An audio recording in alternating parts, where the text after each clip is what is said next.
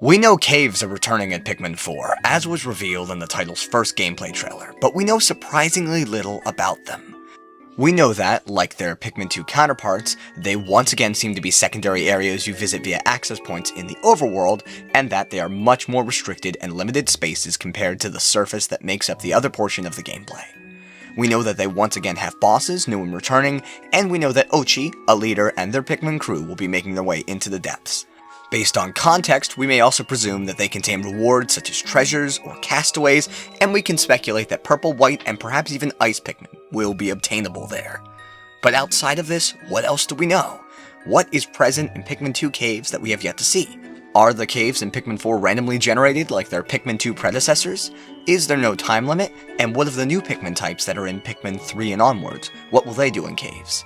We'll be talking about all of these questions and much more in today's Pikmin video. I'm Vantage Emblem, I do frequent and topical Pikmin videos on this channel, and today we're going to be breaking this down. If you're not subscribed and want to see this sort of content and more to do with our plucky plant pals, subscribe. That said, let's get into this. Today's video is all about predicting how the dungeons/caves in Pikmin 4 will work. Given our limited information about the subject, we are going to be making educated guesses from a variety of angles. That said, I believe we will likely see two pervasive themes in Pikmin 4's updated cave design based on how things went in Pikmin 2, how they changed in Pikmin 3, and what we've seen of Pikmin 4. The first of these themes is that the caves will be updated to make use of newer Pikmin abilities introduced in Pikmin 3 and 4, and the second is that the caves will, as a result, be a bit more tightly designed with an increased focus on puzzles compared to before, even if they remain randomly generated. But what led me to believe this? Well, let's start with what we know. Since the last time caves appeared in the Pikmin series, we've seen two new Pikmin types actually added into the series in Pikmin 3, Rock and Winged Pikmin, and now another is on the way through Ice Pikmin. In addition, almost all Pikmin types have had their abilities changed or reworked in some capacity. These types could once again be reworked, perhaps regressed to resemble their Pikmin 2 counterparts a bit more, or evolved with even more new abilities. Or maybe they just remain relatively unchanged from their appearances in Pikmin 3. Should the changes made to our types from Pikmin 3 remain in some capacity, the design of the game's caves may have to shift to accommodate.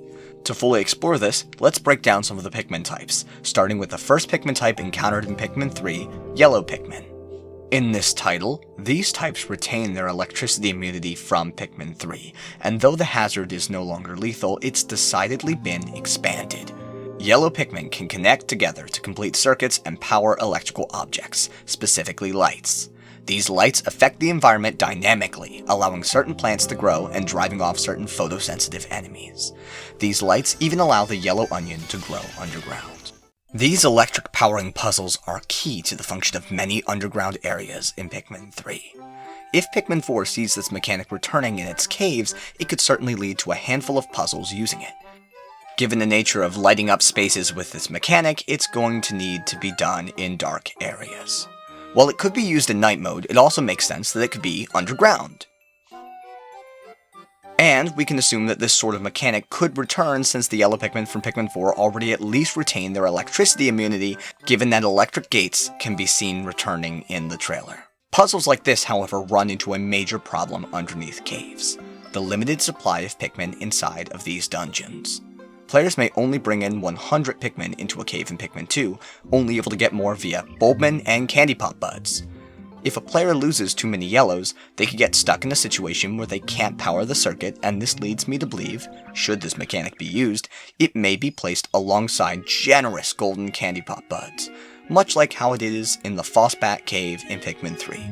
Or it'll just never be used for progression, simply kept as a challenge that must be optionally overcome to collect a non-essential treasure. I believe roadblocks like this are why, in Pikmin 2, we never saw obstacles such as electric gates underground, as a player who had the wrong party would be soft-locked. But in Pikmin 4, it appears we have an icy, crystalline, or otherwise glass gate in this cave that almost certainly requires a special type of Pikmin, such as Ice or Rock Pikmin, to shatter. Perhaps this means there will be alternate solutions to many situations like this, or the game provides some sort of reward prior to this, such as a new Pikmin type that would make it possible to overcome this obstacle. Walls like this suggest a few questions. Do cave sublevels reset and repopulate every time you go in, like in Pikmin 2, or are they one-and-done affairs? If they don't regenerate, I could see more situations like the early exit geysers from Pikmin 2, but instead of just being a choice to escape, it allows the player to come back once they've got the appropriate Pikmin type. Clearing a wall once could allow the player to access another part of the cave they've never accessed before. To prevent tedium, perhaps there's a way to jump between sublevels you've already made it to, through some sort of GUI or through maybe secondary tunnels between the floors similarly gated behind impassable obstacles. And are players punished if they don't have the types to pass these obstacles? Or are they allowed to leave the cave at any time with their treasures with no penalty? And how many exit fans are there leading outward from the cave? This is a design rabbit hole, and the further I go down, the further things stray away from the way caves are handled in Pikmin 2. There's of course a really good chance things are almost exactly the same as they were in Pikmin 2, but minor tweaks will have to be made to accommodate the new cast of Pikmin in this game. For example, in Pikmin 2, before entering a cave, the player receives a heads up about what hazards will be in that cave. Will this system still be present in Pikmin 4? Will it show all hazards, even when you haven't unlocked the relevant types, like Pikmin 2 does? That could possibly spoil new secret types, if there are any. Will it expand with each new hazard/type you've encountered, almost like the way the Smash Bros. Ultimate roster grows? There's a lot that could be done with this in Pikmin 4. Maybe it could leave a blacked out icon with a question mark over unencountered hazards. They could also cut the GUI entirely, but it was an important feature in Pikmin 2 as it let the player strategize about what Pikmin types to bring, and especially now that we've seen elemental walls in the depths, it seems like it needs to return to warn players about what hazards will be there, right? If I want to continue speaking on this topic, I need to move on to talking about red Pikmin. The main hazard for red Pikmin in Pikmin 2's caves, aside from fiery enemies, are fire geysers. These geysers are just like the ones found in Pikmin 1, except they are destructible to allow other types to pass. They were destructible even without red Pikmin, and so too are the elemental hazards in caves that other types are supposed to clear, which is probably why blue Pikmin feel so underutilized in Pikmin 2's caves, by the way. In Pikmin 3, however, they return to being indestructible, and they're even a bit more covert, the jets of flame not really emerging from any easy-to-locate mounds. This seems to stand in contrast to having a physical wall, and if you notice, there are walls blocked by elements on the surface in Pikmin 2, but never full walls blocked by elements in the caves. This is again probably some sort of soft locking prevention. By making hazards indestructible, it makes the relevant types much more useful. That said, for Pikmin 3's unused poison hazard, it seems like it was almost changed the very same way fire was, but it was cut in development before implementation. Instead of being a destructible hazard, it would have been an indestructible hazard that shot out from a set location. This may just be this way because the hazard was never finished. Perhaps it existed in this rudimentary form because it was simply a quick test creation using the existing fire hazard as a base to get something poison running.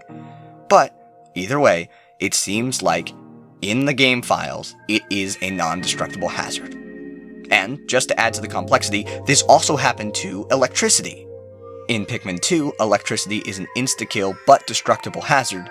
In Pikmin 3, it is a yellow Pikmin only non-lethal hazard that actually has a player interactable utility side with the sparking electricity that seems to very heavily resemble the electric nodes of old. So which way will hazards be in Pikmin 4? And should they return to the way they were in Pikmin 2, will they be destroyable with more than just the intended Pikmin type to not softlock players? I think this may already be the case, and to demonstrate, I'd like to look at blue Pikmin. Now with the new ice Pikmin, and with Ochi, hazards like water can be much more plentiful in Pikmin 4's caves, as they have multiple ways of being overcome despite blocking the way. I'll save a deeper conversation about this topic for a future video. This once again brings up the cave entrance GUI question. In Pikmin 2, were a cave to have water, in almost every situation it would be marked pretty clearly, unless there was a specific puzzle surrounding it where another hazard was really the main hazard and blue Pikmin weren't required. The Bubble X Kingdom's final floor. In Pikmin 4, however, how would this be denoted? Just as water? I suppose so, even if there are now 3 ways around it. And I suppose this all leads into discussing the unknown element that is Ochi the Space Dog. He has his water traversability, but he's got some other tricks too. We do know Ochi has a sort of sensory ability. Ochi can sense castaways, but could there be more to this? Can he also sense treasure too and be like a non-obtrusive version of the treasure gauge from Pikmin 2? Could our friendly pupper sense buried treasures for white Pikmin to dig up? He could complement the white Pikmin in probably the same way his 10 carrying capacity complements the purple Pikmin. We really don't know the limits of his abilities. For all we know, he may be able to overcome tons of hazards in a limited capacity, almost like a more available but balanced form of the Bulbmin in Pikmin 2. We just don't know yet. And speaking of Bulbmin, I'd like to talk about some of the new hazards introduced after Pikmin 2. In that game, Bulbmin were immune to all of the hazards that appeared on the cave GUI. Water, fire, electricity, and poison. Thus, they could reinforce any Pikmin type, acting as wild cards. Bulbmin, however, could be crushed in that game, as is very clear in the submerged castle. And, now that there's a Pikmin type with an immunity to that hazard, Rock Pikmin, their Jack-of-all-trades status is now a little more in question. This was already the case with Purple Pikmin in Pikmin 2, a type that the Bulbmin could not replace. And now there's Rock Pikmin, Ice Pikmin, and Wing Pikmin too, each with their own abilities that Bulbmin seem entirely unable to copy. Perhaps Bulbmin will come back immune to all of these hazards, or perhaps they come back unchanged, balanced better than ever, but it's really hard to say.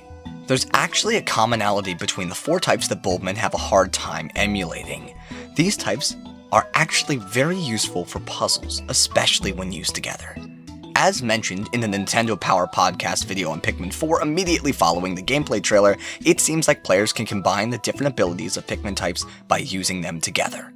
Ice Pikmin can freeze water, and then Rock Pikmin can be used separately to shatter this frozen water, for example. Wing Pikmin can lift, and Purple Pikmin can weigh down. I think these 4 types have a special place in this game for puzzles, and what better place for some of these puzzles than certain cave sublevels, especially if time once again stops in these places, like in Pikmin 2. I'd imagine we'd get a lot less random generation if there was a greater focus on puzzles in some of these sublevels. I'll be honest with you, I'd hate to see several puzzly sublevels that are made less puzzly because a treasure just spawns in the wrong spot. We don't know if these caves are going to be random at all, but if they are, I think the generation will be a lot more fine-tuned and handcrafted to account for these puzzles and to alleviate some of the problems created by Pikmin 2's generation. And I think that's okay. If they're still randomly done, I don't think that's a problem either. For those concerned, because Pikmin 2's random generation is not the best, there's been a lot of time for that system to evolve since, and random generation is not intrinsically a bad thing. Janky systems can become polished with iteration. For example, just look at bomb rocks in Pikmin 3 and how much more polished they are than Pikmin 1's bomb rocks. It's night and day. On that topic, should bomb rocks return in Pikmin 4, I imagine it would be in a way similar to how they were handled in Pikmin 3, where all types could carry them. I can imagine Bulbmin might not be able to carry them given their body shape, and I wonder if Ice Pikmin also couldn't, since they just freeze the rocks. Or perhaps that could make some sort of ice bomb? This actually could be a lovely expansion to how bomb rocks are handled in 3, where they are situated in a way that makes you make choices about which type carries them. The bomb rock question is itself interesting. Would you be able to find them on the surface and bring them into caves, or are they the kind of thing that has to remain outside? Or are they able to be found in caves with bombable walls perhaps making their way into caves too? Will explosions or a need for explosives appear on the pre-cave GUI? Will bomb rocks even return at all? Bomb rocks could certainly bring a huge change to how caves flow. Certain enemies would be much easier to take out with bomb rocks, for example, but cave traps like Pikmin 2's falling rocks could certainly create great danger towards bomb rock wielders and their squads. Then again, there were bomb rocks in Pikmin 2, but they were giant and the Pikmin couldn't carry them. Are these the bomb rocks we're getting back? Maybe both? Maybe none at all? I just don't know. We do know for certain about a few changes to cave layouts, however. There's a paper bag pushable ramp in Pikmin 4's caves. You can see it here in the trailer, and it's labeled Puppies, in keeping with the dog theme, I suppose. This bag implies that there's elevation and multiple paths, perhaps making caves operate a bit more like the formidable oak, where shortcuts can be made. This adds credence to the idea that caves may not reset every time you go in, and they may have a more set layout, but we still just don't know. It could be interesting to see, perhaps puzzles tied to the yellow or wing Pikmin involving these, and I suppose this could work even if it does reset every time. I wonder what this could mean for the return of a submerged castle-style cave. A lot of these elements could be very interesting if at play. I doubt it will be the water wraith again, especially since Ice Pikmin could stop it in its tracks, and Rock Pikmin are probably immune to getting crushed by it, but I do imagine that a different wraith boss could appear. Perhaps one sort of like the ones Gunnadahun and I designed on their channel a few months ago. I'll link that video in the iCard in the top right. One of the things that made the submerged castle feel so exciting and good to play in Pikmin 2 is how distinct it was compared to other caves. The best caves in Pikmin 2, in fact, are the ones that really stand out, such as the Glutton's Kitchen. That said, with so many caves in the upcoming title, how are the caves going to be able to do this? A way to make the caves feel distinct is to basically have them each be a more focused and themed version of shrines from Breath of the Wild, where they have distinct puzzles and goals but are plentiful and all over. And we've already seen plenty of caves, more so than you would get in your normal Pikmin 2 area, which has 3 or 4. Focus puzzles can make an area memorable, as can a lot of unique set-piece cave elements for each cave that aren't reused between caves. Theming and especially music are especially important here, and that makes me wonder, will the Pikmin 2 style cave music return in this game, or will it be in a different style entirely, perhaps more like surface music? I think the contrast is good having the cave style music and surface music, but I suppose that's the big question of these caves in general. How much will be preserved from Pikmin 2, and how much is going to change? As I said in the beginning of this video, I really think that hinges on the new Pikmin types introduced since we've last seen caves, and on their implementation in this title. It's about the execution of the game's caves that really determines what they'll be. Personally, I'm fully expecting them to be way more puzzle-centric and tightly designed, along the lines of what we just talked about, but there's really no way to know. There is a lot in the air here. But what do you think? How much will it change? How much will stay the same? Are there any theories you have about these caves? Do you think they'll feel more distinct or lean back into the random elements? And how do you think the various Pikmin types and abilities will play into this, especially those introduced post-Pikmin 2? Please, let me know in the comments below. That being said, I'll stop rambling and end things here. But before I go, I'd like to give a huge shout out to Wigwaman, the editor behind this video. Wigwaman and I have been making Pikmin content for a while now, and if you like what I do, go check out his videos. I've even collabed with him a couple times. He also posts VR videos on his channel, Wigwaman VR, and if you're interested, you should go check that out too. I hear he really likes Bone Lab. Anyway, with that out of the way, I suppose I'll wrap things up here.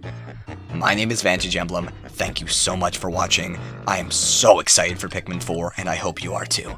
Catch you next time, cheers.